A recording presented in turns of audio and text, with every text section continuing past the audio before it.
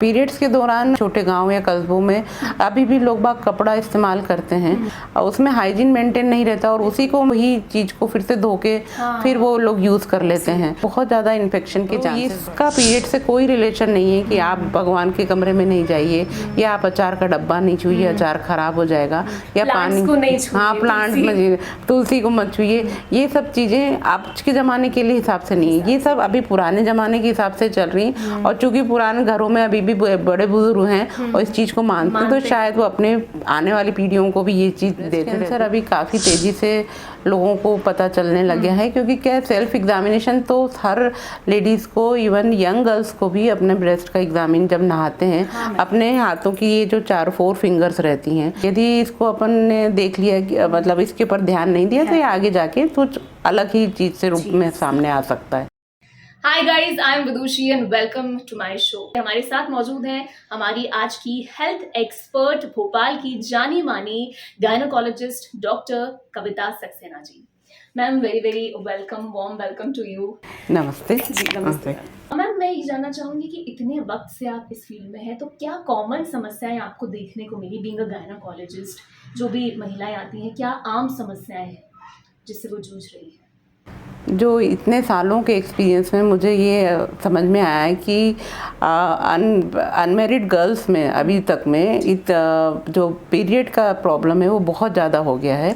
पहले तो इतनी परेशानियां नहीं होती थी, लेकिन अब जब से अपने लाइफस्टाइल में बहुत चेंजेस आए पिछले 20-25 सालों में, उस वजह से पीरियड की बहुत इरेगुलरिटी मेनली अनमेरिड गर्ल्स को ये बहुत ज़्यादा फ्रिक्वेंटली देखने पर मिल रहा है। इवन 15-16 साल की लड़कियां भी आती हैं, 20-25 साल की भी लड़कियां हैं जिनमें पीरियड बहुत ज़्यादा इरेगुलर होने लगे हैं, तो उस वजह से वो बहुत परेशान रहती हैं और उससे रिलेटेड बहुत सारी परेशानियों का सामना उनको करना पड़ता है। जो पीरियड इरेगुलर, जैसे कि आपने बताया कि लाइफस्टाइल की वजह से हो रही है, तो ये जो लाइफस्टाइल, जैसे कि मोबाइल आया या टेक्नोलॉजी का इस्तेमाल बढ़ा है, खान पान की जो मतलब व्यवस्था बिगड़ी है, तो उसकी वजह से ही पीरियड मेनली क्या है कि आप अपने पिछले 20 सालों से अपने फिजिकल एक्टिविटीज़ जो होती थी पहले, वो बहुत कम हो गई हैं।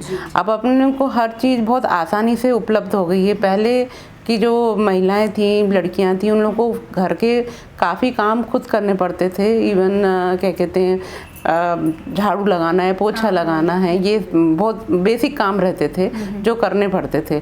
अब आजकल हर चीज़ों के लिए मशीन बहुत जल्दी उपलब्ध हो गई हैं।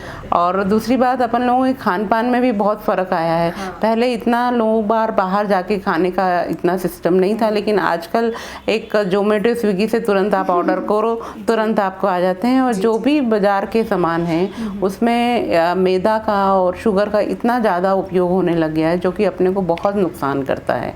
मेनली जो फास्ट फूड शुरू हो गए हैं, ये सारी चीज़ों की वजह से अपने इन लोगों के हार्मोन्स में बहुत दिक्कतें आई हैं। हार्मोनल इम्बैलेंस हो गया है। फिजिकल एक्टिविटी ना होने की वजह से सारे हार्मोन्स डिस्टर्ब होते हैं और इसी वजह से पीरियड इरेगुलर होना शुरू हो गए हैं। बिल्कुल मैम। और जो लाइफस्टाइल डिजीजेस और भी जैसे डायबिटीज वगैरह है, वो ये जितने भी पीसीओएस से रिलेटेड चीज़ें हैं, पीसीओएस की वजह से आगे चल के इन लोगों को डायबिटीज़ का भी सामना करना पड़ सकता है और इनके हार्ट के भी इश्यूज आ सकते हैं, कार्डिक प्रॉब्लम्स भी इनके ऊपर आ सकती हैं। तो इसको नज़रअंदाज नहीं करना चाहिए।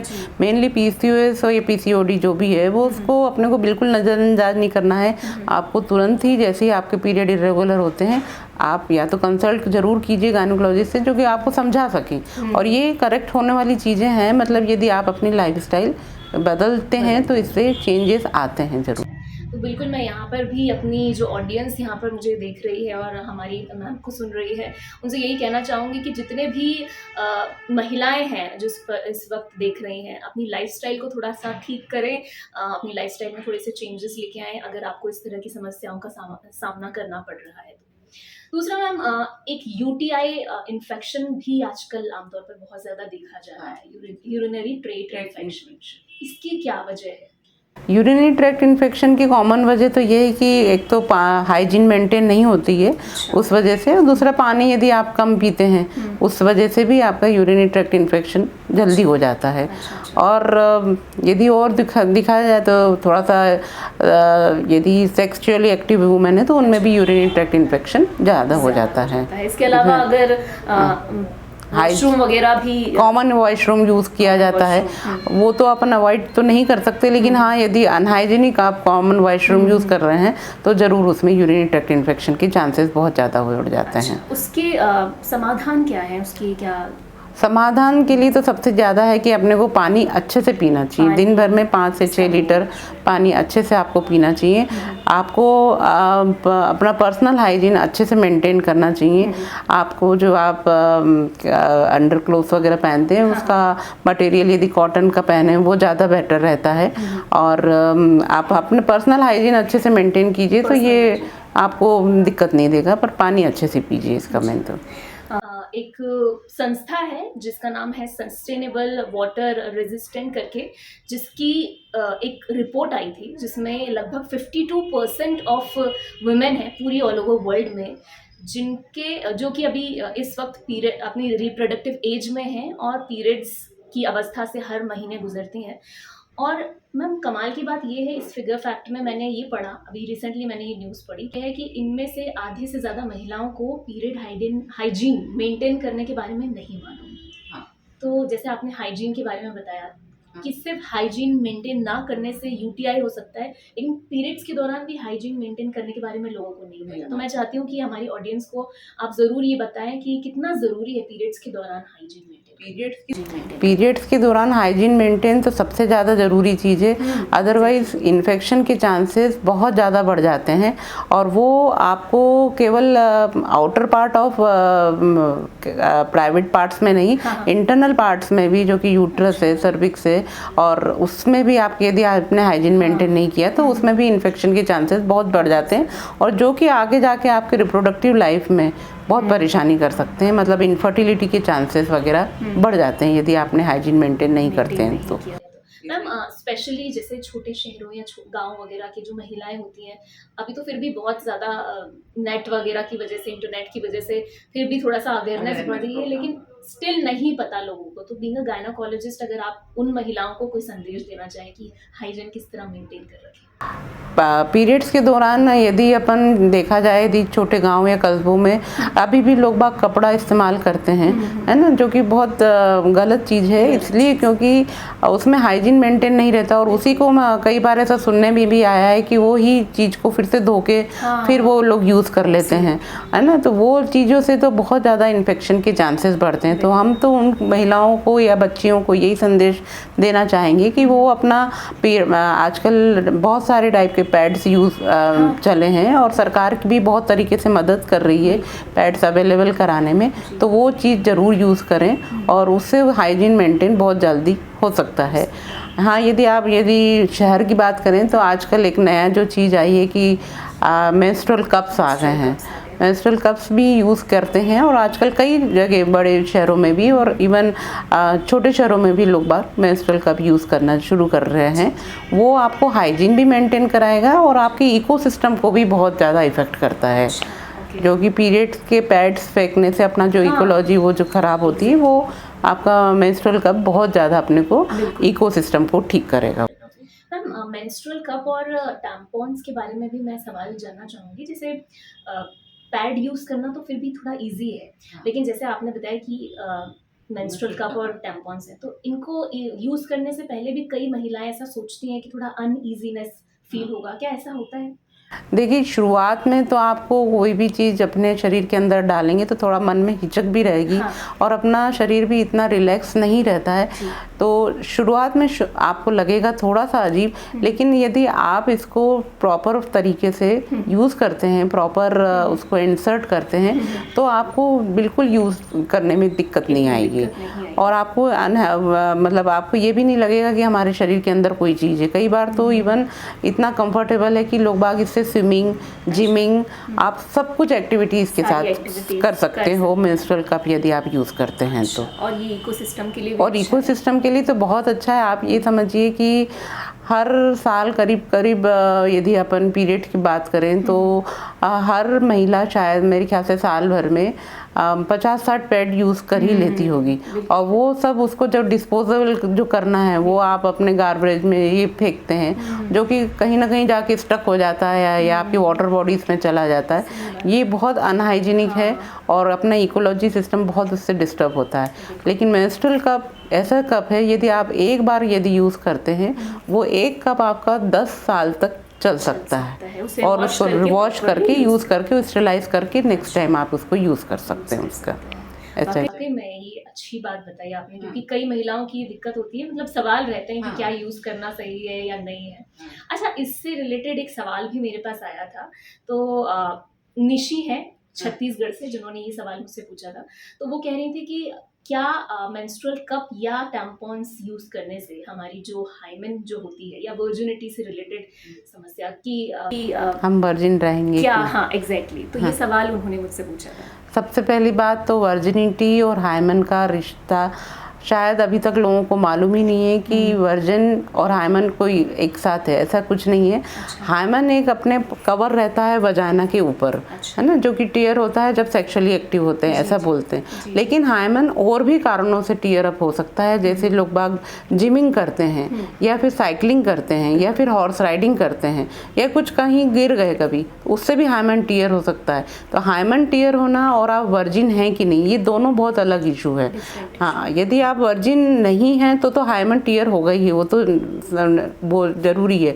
लेकिन यदि हाइमन टीयर है तो इसका ये मतलब नहीं है कि आप वर्जिन नहीं हैं।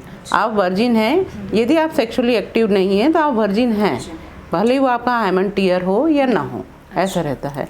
लेकिन यदि आप मेंस्ट्रुअल कप यूज़ कर रहे हैं तो उसमें हाइमन नहीं टीयर होता है, ये बात भी आप लोग अच्छी तरीके से मतलब समझ में आना चाहिए कि हाँ, ज़रूरी नहीं है कि हमारा हाइमन टीयर हो जाएगा। और शायद इस वजह से ही यूज़ नहीं हाँ, ये कई लोगों के मन में प्रश्न है कि हम यदि इंसर्ट करेंगे और वो हाइमन टीयर हुआ तो हमारा वर्जिनिटी इससे जाएगी कि नहीं जाएगी, है ना। तो ये चीज़ को बहुत ज़रूरी समझाना है कि नहीं, इसको इतने आसानी से ही अंदर चला जाता है कि हाइमन टीयर नहीं होता है ये, ऐसा।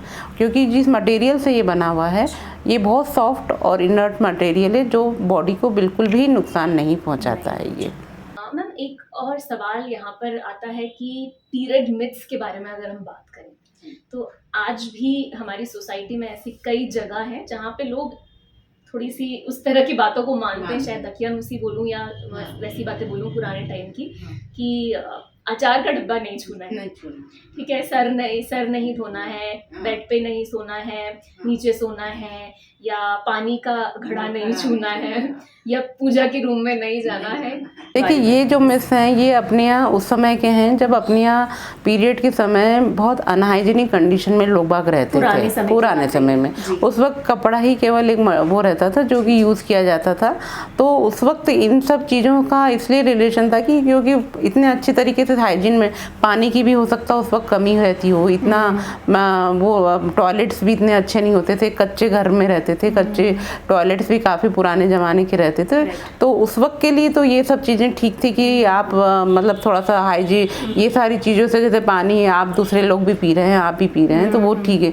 लेकिन आज की कंडीशन में जब अपने लोगों के सबके घर बहुत अच्छे हैं, टॉयलेट्स भी सबके यहाँ बहुत अच्छी व्यवस्था से है, तो ये इसका पीरियड से कोई रिलेशन नहीं है कि आप भगवान के कमरे में नहीं जाइए, या आप अचार का डब्बा नहीं छूइए, अचार खराब हो जाएगा, या पानी, हाँ, प्लांट में तुलसी को मत छूइए। ये सब चीज़ें आज के ज़माने के लिए हिसाब से नहीं है, ये सब अभी पुराने ज़माने के हिसाब से चल रही हैं। और चूंकि पुराने घरों में अभी भी बड़े बुजुर्ग हैं और इस चीज़ को मानते हैं, तो शायद वो अपने आने वाली पीढ़ियों को भी ये चीज़ देते रहते हैं कि इस वक्त ये नहीं करना चाहिए।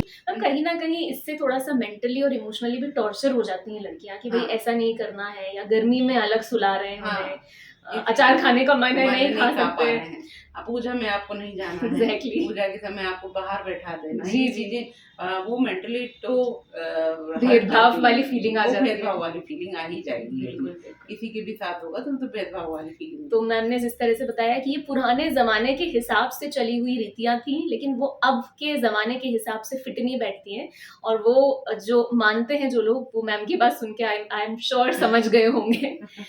जी। तो मैम, एक और सवाल यहाँ पे मैं जानना चाहूंगी बीइंग अ गायनोकोलॉजिस्ट, जैसे आजकल ब्रेस्ट कैंसर का भी बहुत ज़्यादा देखा जा रहा है इशू, तो ब्रेस्ट कैंसर जैसा कि सेल्फ एग्जामिन होता है, हम अपने आप से भी समझ सकते हैं, क्योंकि हमें तो पता नहीं है नेट पे जितना डला है, या फिर हम किसी गायनोकोलॉजिस्ट से, किसी एक्सपर्ट से समझें, बट अगर सेल्फ एग्जामिन हम करना चाहें तो वो कैसे कर सकते हैं?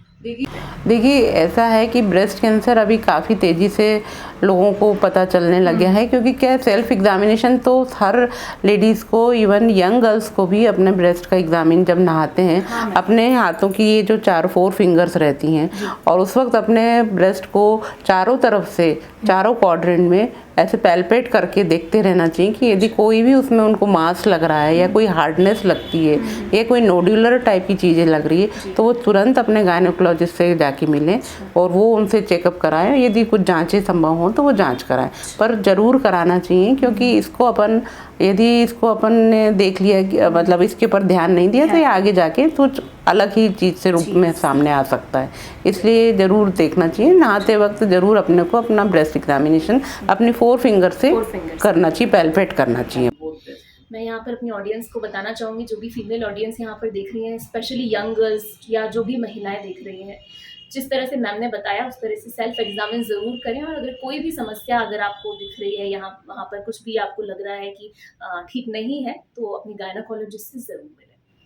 इसके अलावा मैम एक बहुत ही बड़ी समस्या आती है यंग गर्ल्स में, पीरियड्स की जो साइकिल है वो एक्चुअली पता ही नहीं है लोगों को, जैसे कि कितना कम से कम साइकिल और कितना ज़्यादा से ज़्यादा दिनों का साइकिल है, वो लोगों को पता नहीं है। तो वो जब इरेगुलर होता है तो वो कंफ्यूज हो जाते हैं। तो वो आप बताइए कि कितना साइकिल होता है और कितना सही होना चाहिए?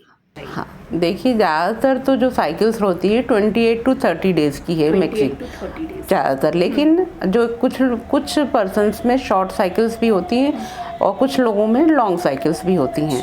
यदि 23 डेज़ से लेके 35 डेज़ ये एक ऐसा पीरियड है जो कि कुछ लोगों को 23 डेज़ में ही आ जाता है, तो वो लेकिन रेगुलर आ रहा है तो वो ठीक है, या 35 डेज़ में आ रहा है तो वो भी आ रहा है तो ठीक है। लेकिन यदि इससे भी ज़्यादा प्रोलॉन्ग हो रहा है, यदि 40 डेज़ या 45, तो उस कंडीशन में आपको ज़रूर आपके गायनोकोलॉजिस्ट से मिलना चाहिए। या बहुत जल्दी भी आ रहा है, 15 डेज़ में ही आ रहा है, तो भी आपको जाके मिलना चाहिए, क्योंकि ये हार्मोन्स आपके कुछ कम ज़्यादा हो रहे, इस वजह से ये आपके पीरियड्स इरेगुलर हो रहे। लेकिन आप एक बेसिक ये चीज़ समझ लीजिए कि 23 to 35 डेज़ की जो साइकिल है वो एक रेंज मान लीजिए, नॉर्मली 28 to 30 डेज़ की साइकिल्स का एक रहता है। ये एक हेल्दी साइकिल्स है कि 28 to 30 डेज़ में आ रहे हैं, लेकिन 23 डेज़ में भी आ रहे हैं तो अनहेल्दी तो नहीं कहेंगे, लेकिन कुछ लोगों को रहती है शॉर्ट साइकिल्स की हिस्ट्री भी, है ना। ठीक है, तो ये भी अच्छा हुआ आपने बता दिया, क्योंकि ये इस बारे में जानकारी नहीं है।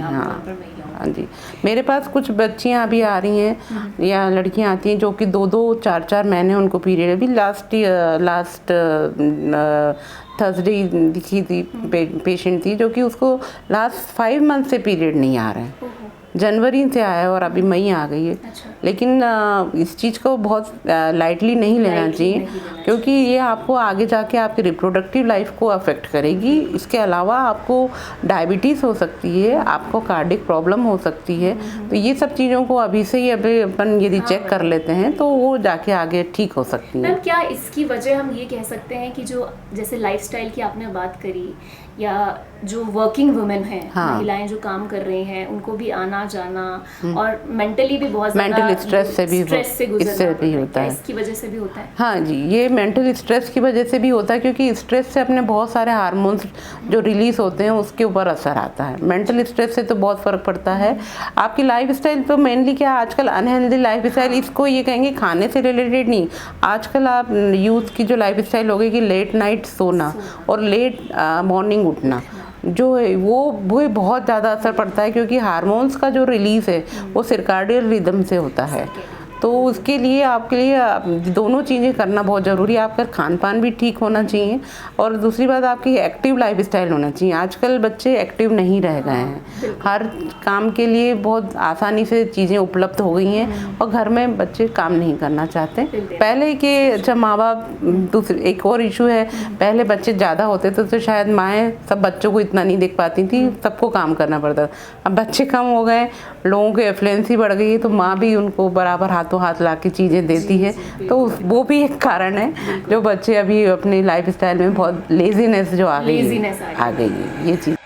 क्या मैम आयुर्वेद इसमें कुछ हेल्प कर सकता है? आयुर्वेद की अगर हम बात करें तो? आयुर्वेदिक चीज़ों से फ़र्क तो पड़ता है, लेकिन क्या कहते हैं, डेफिनेट आप पूरा टोटल आयुर्वेदिक पे चले जाएं और आप अपनी तरफ से कुछ मेहनत ना करें तो मेरे ख्याल से आयुर्वेदिक भी कोई मतलब पूरा मतलब। हमें सर्केडियन एक तो रिदम फॉलो हाँ। करनी है, सुबह उठने से लेकर शाम को सोने हाँ। तक, और फिर उसमें आप डाइट का ख्याल रखना और आपको एक्टिव भी रहना है ना। आप ऐसा नहीं कि आप बस लेटे रहें या कुछ नहीं, आपको एक्टिवनेस बॉडी में होना बहुत है। जितनी एक्टिव रहेगी उतना ज़्यादा आपके पीरियड्स रेगुलर भी रहेंगे और आपके हार्मोन सही रिलीज होते रहेंगे, ऐसा रहे।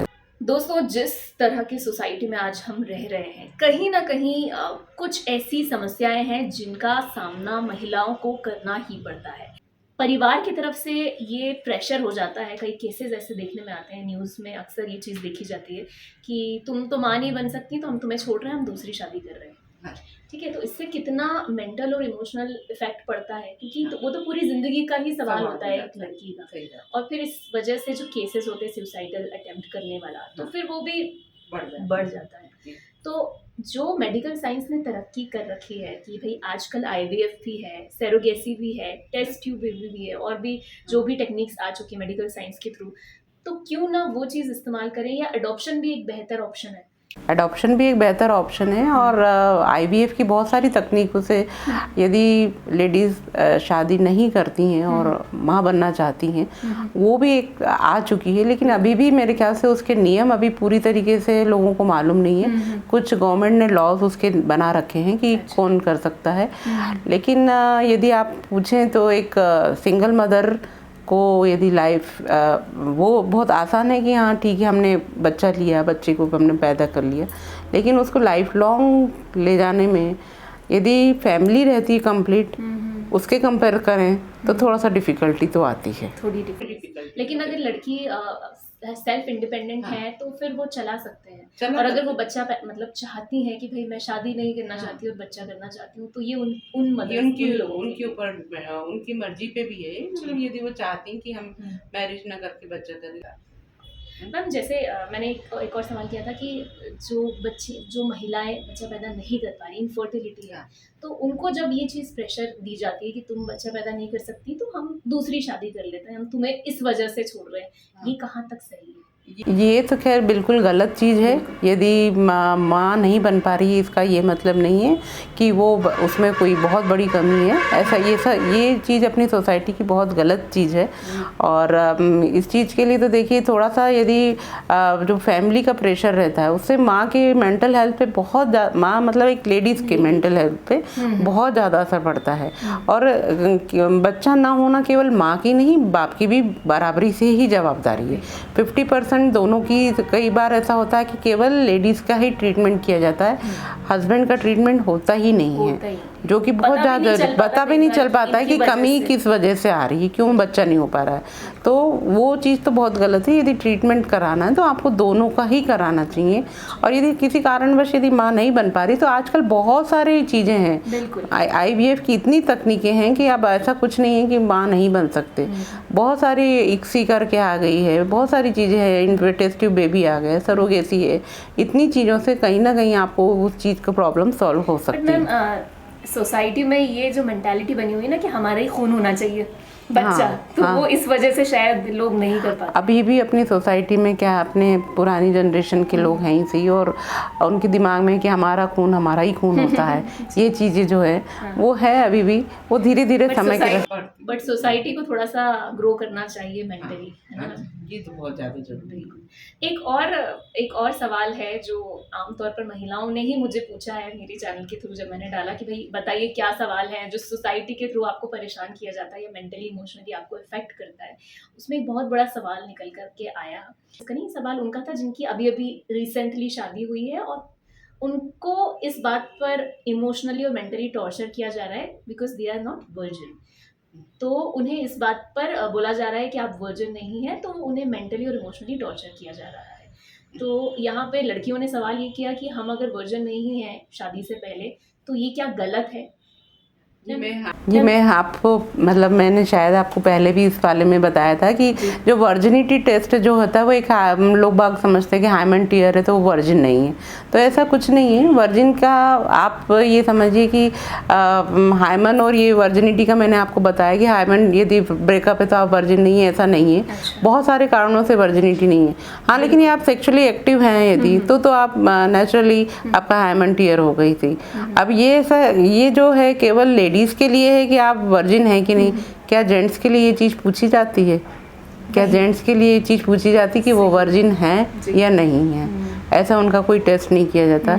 ये तो एक सोसाइटी की बहुत पुरानी प्रॉब्लम है और शायद मेरे ख्याल से अभी भी अपने सोसाइटी में ये चीज़ कभी गई नहीं है कि लेडीज़ और जेंट्स के लिए। मैम आते हैं इस तरह के पेशेंट्स या इस तरीके के मतलब प्रॉब्लम को लेकर लड़की? हाँ प्रॉब्लम्स को लेके आती हैं कि हमारे को इस टाइप से बोला जा रहा है कि हम शादी के पहले एक्टिव थे या हमारे साथ इसलिए हम आपको छोड़ रहे हैं। लेकिन इस चीज़ के लिए देखिए ऐसा है, ये तो सोसाइटी की सोच है और ये सोसाइटी की सोच मेरे ख्याल से समय के साथ साथ हो सकता है धीरे धीरे बदले, लेकिन अभी तक तो फिलहाल नहीं। और आई एम श्योर कि ये जल्दी से जल्दी इस तरह की जो रूढ़िवादी सोच या दकियानूसी सोच है वो बदले तो ज़्यादा बेहतर है। ठीक है ma'am, thank you so much. आपने इतनी सारे सवालों के जवाब दिए, स्पेशली जो सोसाइटी के ऊपर जो हमने बात करी और फिजिकल और मेंटल हेल्थ के ऊपर जो आपने बात करी, हर तरह के टॉपिक को आपने कवर करा, चाहे वो यूटीआई हो, इरेगुलर पीरियड्स हो या पीरियड्स हाइजीन के बारे में बात की। थैंक यू सो मच, आपने इतना कुछ बताया हमारे दर्शकों को, हमारी ऑडियंस को। जाते जाते बस एक सवाल और जानना चाहूँगी कि आप बीइंग अ गायनोकोलॉजिस्ट, जो भी हमारी ऑडियंस, जो भी फीमेल ऑडियंस देख रही हैं, हर उम्र की महिलाओं के लिए जो भी संदेश आप देना चाहें कि किस तरह से अपना ख्याल रखा जाए, वो दीजिए। देखिए महिला जो होती है वो मैंने देखा है या आपने महसूस किया है, सबसे पहले वो अपना नया ध्यान रखे, अपने परिवार का भी ध्यान रखती है। तो मेरा संदेश सबसे पहले ये है कि सबसे पहले आपको अपनी बॉडी का और अपना मेंटल हेल्थ दोनों चीज़ों का ध्यान रखना बहुत ज़रूरी है। बच्चियों को शिक्षा देना, उनका करियर बनाना भी बहुत ज़रूरी है और साथ ही साथ में आपको ये देखना है कि आप फाइनेंशियली भी इंडिपेंडेंट होना आज की सोसाइटी के लिए, लड़कियों के लिए बहुत ज़्यादा ज़रूरी है। प्लस लेकिन अपने हेल्थ पे ज़रूर अपना वर्कआउट करना चाहिए। यदि कभी भी कोई प्रॉब्लम लगती है तो किसी भी गायनोकोलॉजिस्ट के पास जाने में हिचकना नहीं चाहिए, बिल्कुल नहीं। वहाँ पर जाकर हर तरह का आप खुल के बताएं, सारी प्रॉब्लम अपनी गायनोकोलॉजिस्ट को बताइए। जिस भी टाइप की परेशानी आपको लग रही है उसकी सॉल्व होने की पूरी संभावना रहती है। Thank you so much ma'am, यहाँ पर हमारे शो में आने के लिए। Thanks for joining us. अच्छी तरीके से सारे सवालों के जवाब दिए और ये बहुत ही ज़रूरी है सारी महिलाओं को जानना, खासतौर पर। Thank you so much.